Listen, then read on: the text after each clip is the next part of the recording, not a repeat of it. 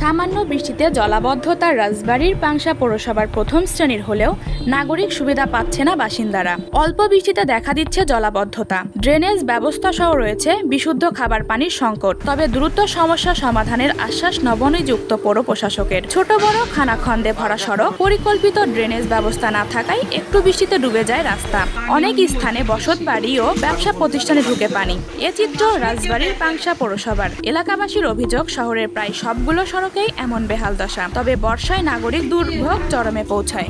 আমাদের কোনো ড্রেনেজ ব্যবস্থা নাই, পাংশাতে উন্নয়নমূলক সেরকম কিছু হচ্ছে না। শুধু এখানে না, পাংশার যে মেন বাজার কালীবাড়ি মোড় থেকে স্টেশনে ওইখানে মাজা পানি হয়ে যায় বৃষ্টি হলে।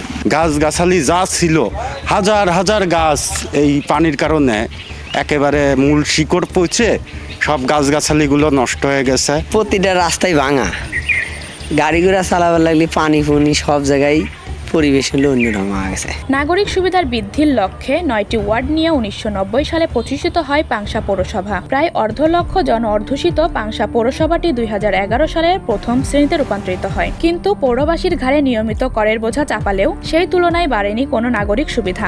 এতে করে ক্ষুব্ধ হতাশ পৌর বাসিন্দারা। না, আমাদের কোনো ড্রেনের ব্যবস্থা নাই, আমাদের ড্রেনের ব্যবস্থা নাই। পৌরসভার যে পানির ব্যবস্থা ছিল, বলেছিল একসময় হবে, সেটাও নাই। আমাদের কপালে আসলে কোনোটা কোনোদিন জোটে নেই। ৩ মাস ৪ মাস পানি থাকে, তারপরে বাচ্চা কাচ্চা নিয়ে খুবই কষ্ট। বৃষ্টির সময় আসলে ময়লা আবর্জনা, মশা। ৪ মাস পানি থাকে, আমরা পানির জন্য রান্না করে খাবার পারতেছি না, ওরা রান্না করে পানি।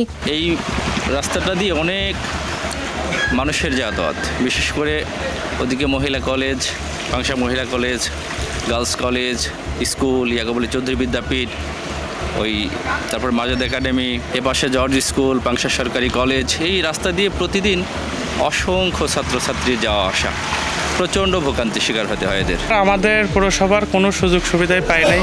পৌরবাসীর বেহাল দশার কথা স্বীকার করে পাংশা পৌরসভার নবনিযুক্ত প্রশাসক ও পাংশা উপজেলা নির্বাহী কর্মকর্তা এস.এম. আবু দারোদা জানান, পাংশা পৌরসভার জলাবদ্ধতার এই বিষয়টা বহুদিনের, অনেক দিনের। এটা যে আমাদের যে ড্রেনেজ সিস্টেমটা আছে, সিস্টেমটা আসলে সেইভাবে ডেভেলপ করা হয়নি। যে এখানে ড্রেন থাকলেও যেগুলো আছে সেগুলো স্লোপ ঠিক নেই, যার কারণে পানি ক্লিয়ার হয় না। আবার অনেক ড্রেনের ঢাকনা নেই।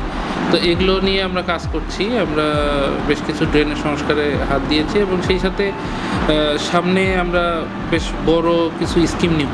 ইতিমধ্যেই জলাবদ্ধতা নিরসনে ড্রেনেজ ব্যবস্থা উন্নয়ন ও সড়ক সংস্কারের বিভিন্ন প্রকল্প হাতে নেওয়া হয়েছে। প্রথম শ্রেণীর এই পৌরসভার বেশিরভাগ এলাকায় নেই পানির লাইন ও ড্রেনেজ ব্যবস্থা। এছাড়াও ৫০ ভাগ সড়কের সংস্কারের কাজ হয়নি দীর্ঘদিন।